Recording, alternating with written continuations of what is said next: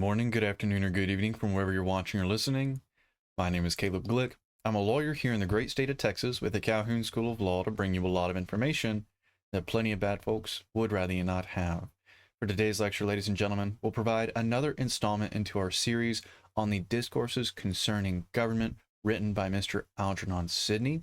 Today we are going on to section 8 of chapter 1. So if you haven't gone back and watched sections 1 through 7, I would highly encourage you to do so, because the thoughts and the ideas, the principles, first and foremost, that Mr. Algernon Sidney states, recognizes, and declares in his works, specifically in the Discourses Concerning Government, but in his other works as well, were routinely alluded to by the founding generation whenever they went about drafting and ultimately implementing the founding documents, including the document that currently constructs and establishes the parameters for the friendships between the states, known as, of course, these United States of America. So let's go ahead and jump on over to the Discourses Concerning Government. Like I said, we're going on to section 9, and this one's so short that instead of just showing you the highlighted parts, we're just going to read through the entire section. It really is super short. Don't worry, don't stress. This will be very brief. And of course, as always, the summary he provides at the very top of the section very aptly describes the whole section, but of course the argument is further elaborated and very well put in the preceding paragraphs. So the title of this section, or the summary for it, is "The Power of a Father Belongs Only to a Father." And of course, this is an extension on really this whole work as a refutation to the argument made by Mr. Robert Filmer in his work Patriarcha, where he tries to justify the paternal monarchy, and that disobedience or rebellion against that monarchy in any form or fashion for any reason at all is not condoned by God, not condoned by the natural law. So here's what Mr. Sidney says in response to this idea that supposedly one man can expand his dominion beyond those he bore. He says this: "This leads us to an easy determination of the question, which our author thinks insoluble. If Adam was lord of his children, he doth not see how any can be free from the subjection of his parents. For as no good man will ever desire to be free from the respect that is due to his father, who did beget and educate him, no wise man will ever think the like to be due to his brother or nephew that did neither.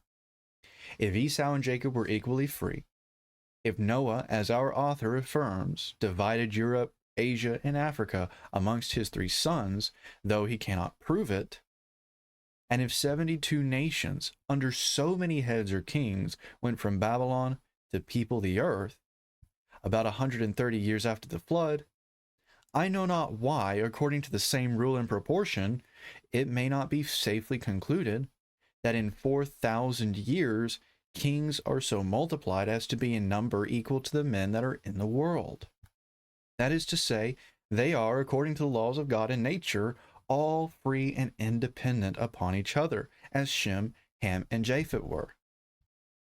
And therefore, though Adam and Noah had reigned alone when there were no men in the world except such as issued from them, that is no reason why any other should reign over those that he hath not begotten.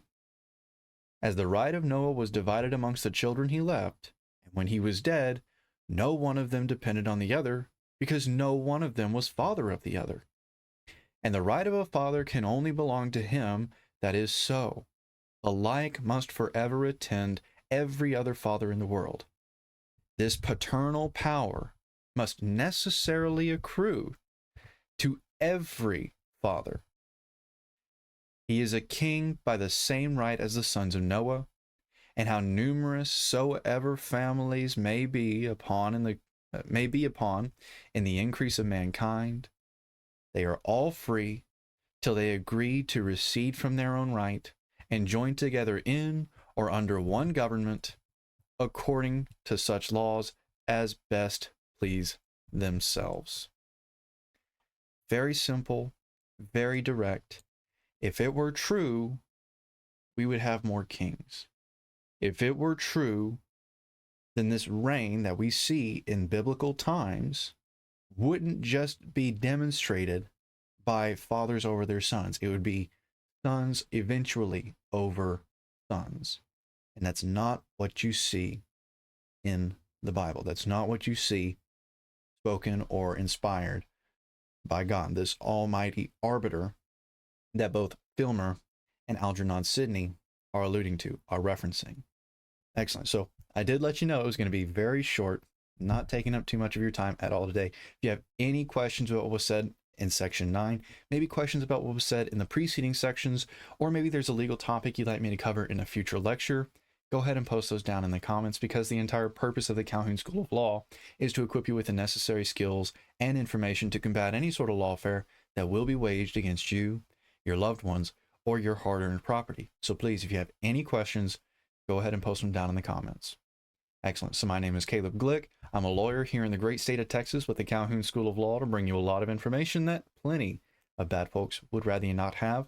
I hope you enjoyed this very short lecture, and if not, while you're down in the comments, go ahead and let me know how I can do better so I can best serve that purpose of helping you.